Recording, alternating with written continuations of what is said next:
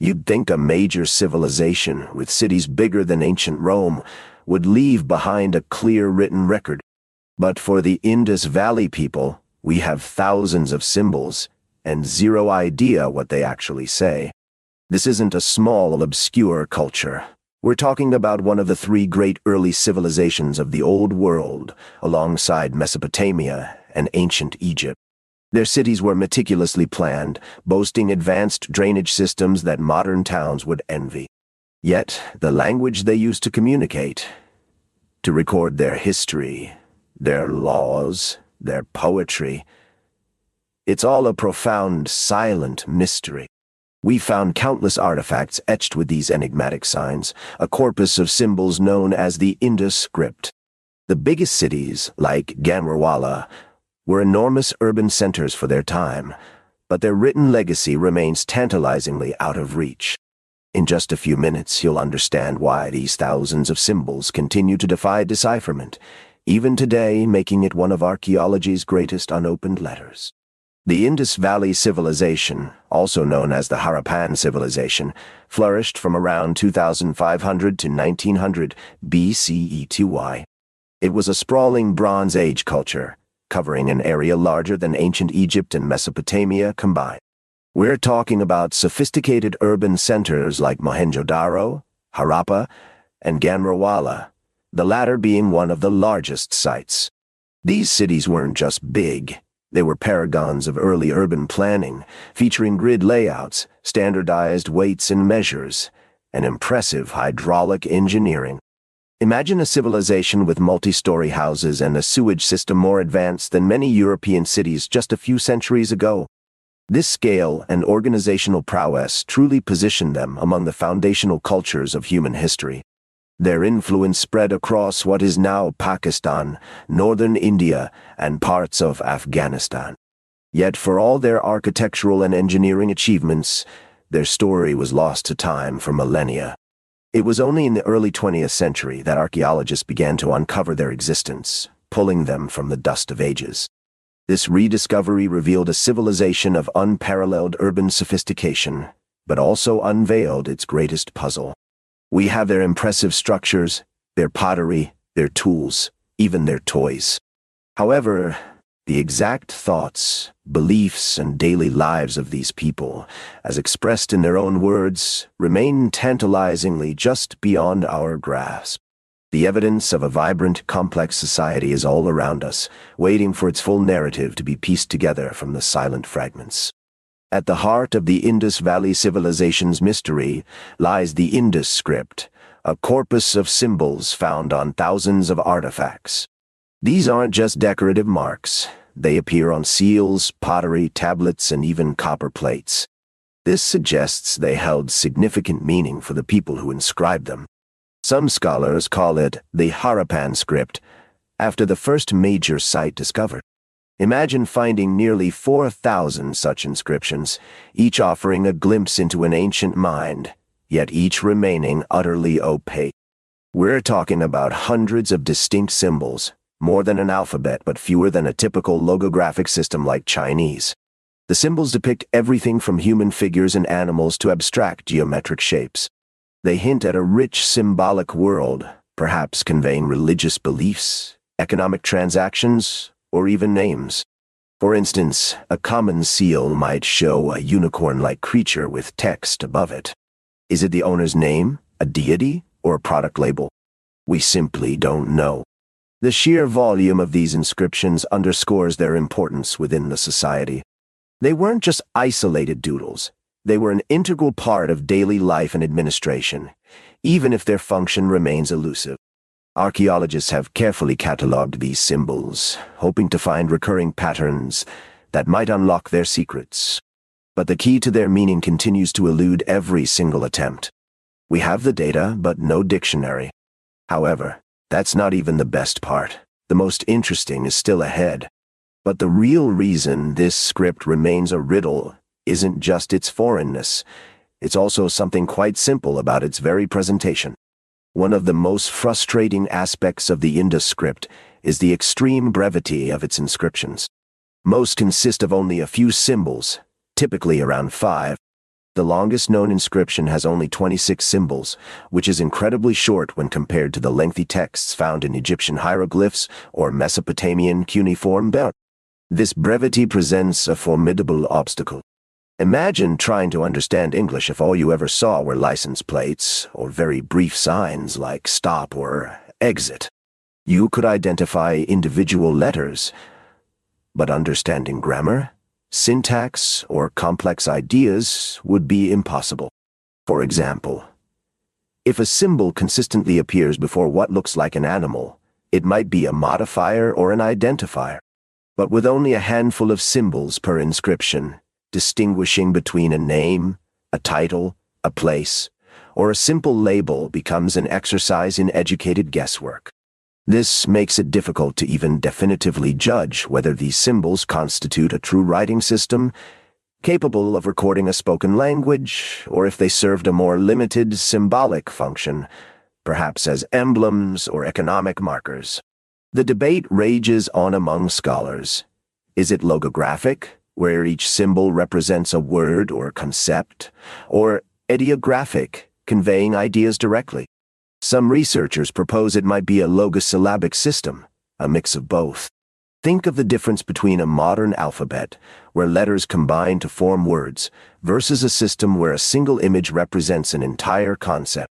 Without longer sequences, we lack the context to understand grammatical structures or sentence formation. This absence of extensive narratives or administrative records, common in other ancient civilizations, leaves us with frustratingly small linguistic puzzles. It's like having only snippets of conversation instead of a full dialogue, making the meaning practically impossible to discern. The shortness truly is not sweet for decipherers. Another major hurdle in deciphering the Indus script is the lack of any identified Harappan language. We don't know what language the people of the Indus Valley civilization actually spoke. This is a critical point because deciphering an unknown script is infinitely harder when you don't even know the underlying language it's supposed to represent. Imagine trying to translate a book written in a completely alien script without any idea if it's based on English, Chinese, Swahili, or something entirely new. For example, the decipherment of Egyptian hieroglyphs largely relied on knowing Coptic, a late form of ancient Egyptian. We had a linguistic anchor. For the Indus script, we have no such anchor. This makes it challenging to apply linguistic techniques that rely on understanding phonetic structures or grammatical rules. Without knowing the language family, whether it's Dravidian, Indo-Aryan, or something else entirely, scholars are essentially working in the dark. Every attempt to assign phonetic values or semantic meanings to the symbols is a pure hypothesis, without a pre-existing linguistic framework to test it against.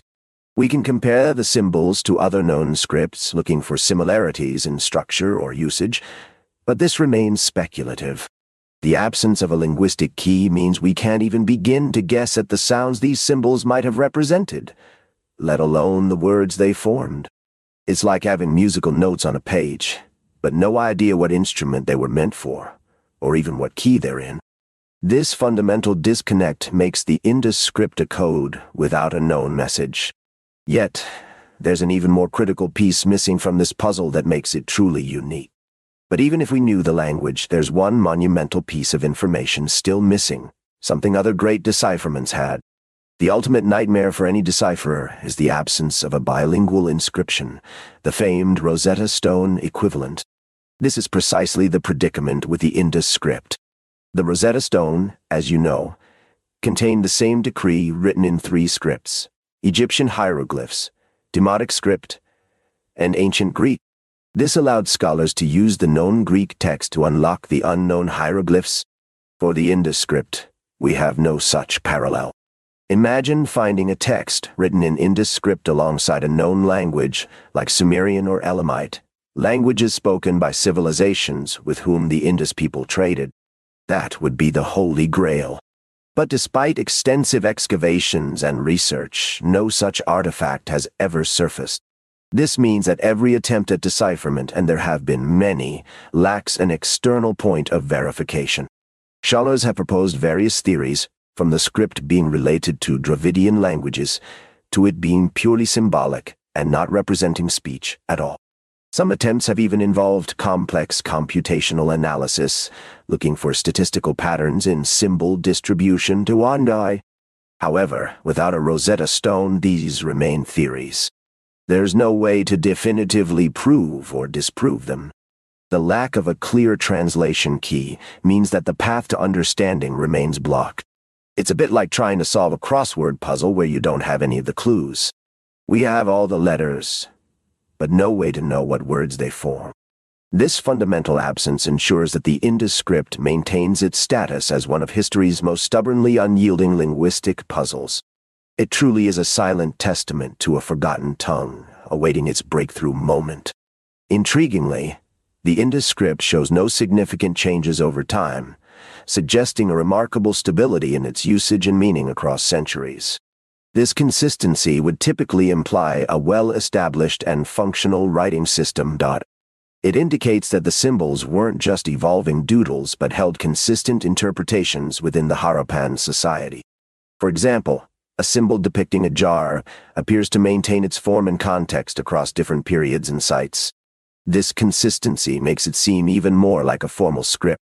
However, here's the twist. Some of the syntax varies depending upon location. This means that while individual symbols remained stable, the way they were arranged or combined sometimes differed from one Indus city to another. This regional variation could hint at dialectical differences or perhaps slightly different administrative practices across the vast civilization. It's like finding consistent spelling in a language, but some regional slang or sentence structures change. Such variations add another layer of complexity. If it's a true writing system, these subtle shifts could be crucial clues to understanding its grammar. If it's not, the variations might reflect different local iconographies or symbolic uses. This paradox, stability in symbols but variability in arrangement, fuels the ongoing debate about its nature.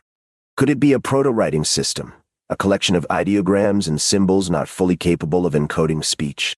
Or was it a complete writing system, but one used primarily for very specific, short purposes? The debate over its very definition continues to mystify scholars. This fundamental question makes the Indus script a truly unique challenge in the annals of archaeology. Ultimately, the most profound question circling the Indus script is whether it's even a writing system in the way we understand it.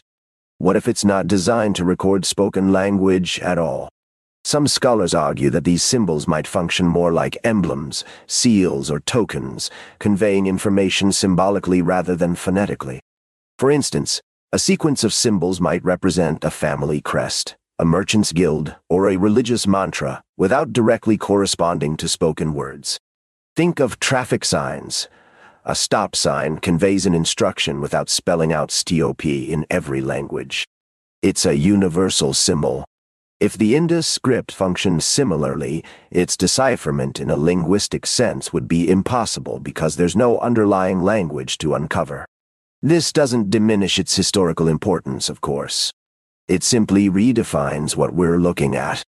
Such a system would still be highly sophisticated, capable of conveying complex social and economic information across a vast empire. The implications of this are significant. It would mean that one of the world's major Bronze Age civilizations perhaps never developed a full phonetic writing system, relying instead on a powerful system of symbols. This would challenge our very assumptions about what constitutes a civilization and how complex societies communicate. It leaves us with a truly humbling paradox, a highly advanced culture that left us with a wealth of material evidence, but an utterly silent narrative.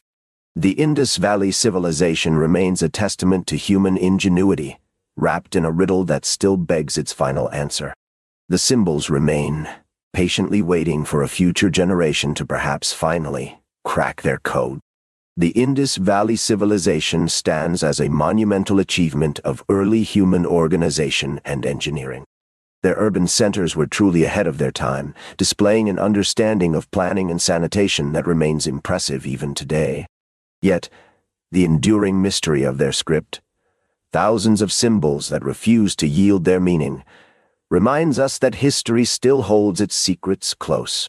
Whether it's a lost language waiting for its Rosetta Stone, or a sophisticated system of non-linguistic symbols, the Indus script continues to challenge our understanding of ancient communication. It forces us to confront our assumptions about what constitutes writing and how early civilizations chose to record their world. This silent testament to a forgotten people is a powerful reminder of how much more there is to learn about our shared past. Every new archaeological discovery, every new analytical technique, brings us a little closer to understanding these remarkable, enigmatic people. Their story, for now, remains an open question.